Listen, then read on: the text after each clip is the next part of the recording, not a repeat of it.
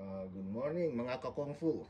Tayo po ngayon ay magluluto ng dinuguan 101. Bakit po natin tinawag na dinuguan 101? Dahil basic lang ito. Dinardaraan in Ilocano.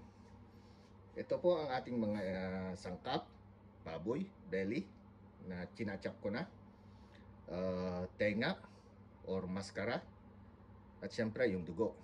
Hinaluan na natin yan ng suka para hindi mamuo. Sibuyas at saka bawang. Konting bay leaf at sili. Ito rin po ay sa lalagyan din natin ng asin, syempre. Ayon sa ating panlasa at paminta. Yan lang ang ingredients natin. Ngayon, itutuloy. Ang paghiwa po nito ay maliliit lang. Mga ganito lang, mga ganyang size lang.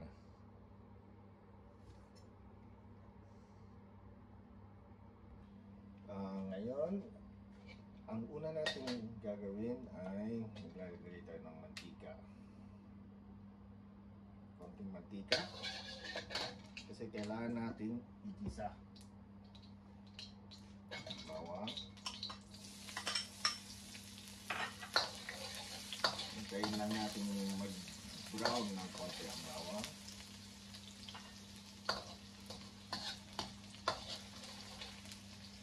Yan.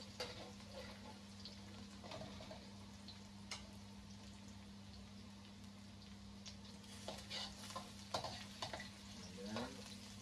Pag may naamoy na yung bawang, pwede na ilagay ang sibuyas.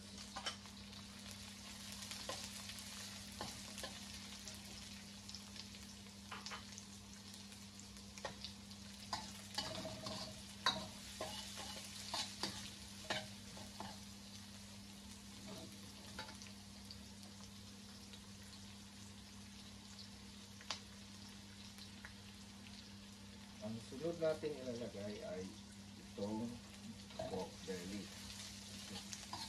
Tayo lang natin kung lumabas yung amoy ng sibuyas sa katawan. Yan, okay na.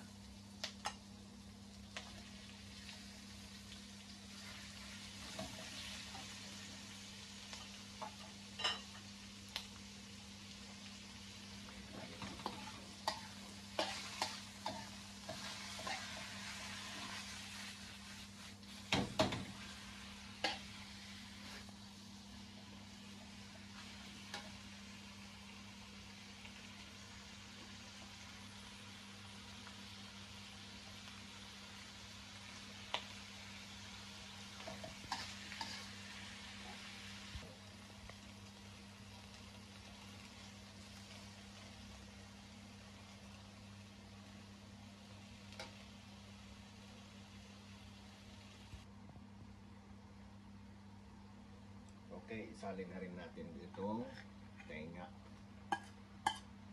Tenga ng baboy. Yung iba gumagamit dito ng laman loob. Optional sa atin kung anong gusto natin. Since ito ang available natin ngayon, tenga ng baboy ngayon ang pinalo ko. Pag puro laman kasi medyo dry. Tingnan natin ang paminta.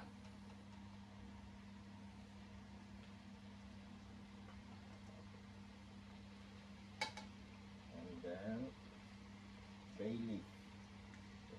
Lagyan na rin natin ang ating bay leaf.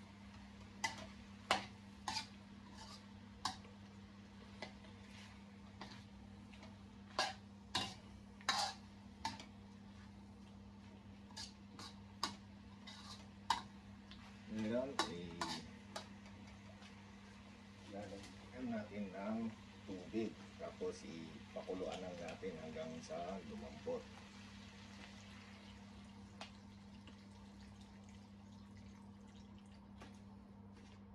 Yung saktong tubig lang.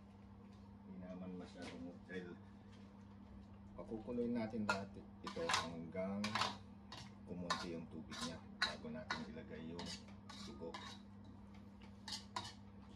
Takpan lang natin.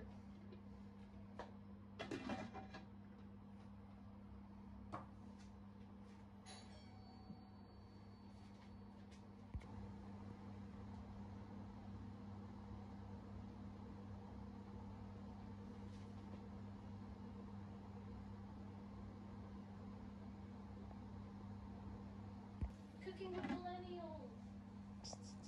Subscribe to Cooking with Millennials. Subscribe.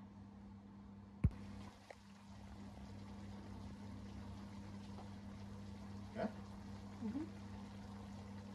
Ngayon po, i-check natin kung malambot na. Ayan, malambot na nga. Ilalagay natin ang dugo ng baboy na may halo ng suka.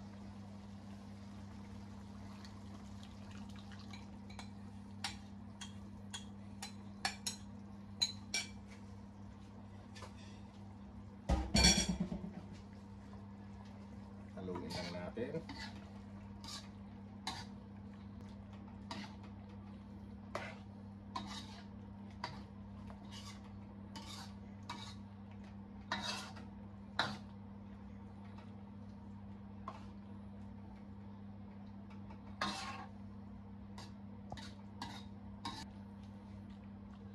Tapos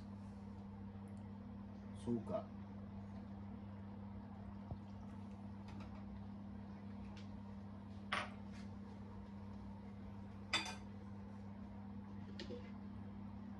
Takpan natin at i-simmer hanggang lumapot.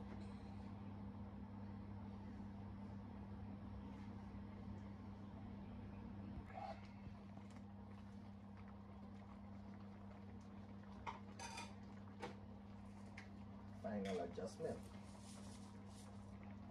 Asin.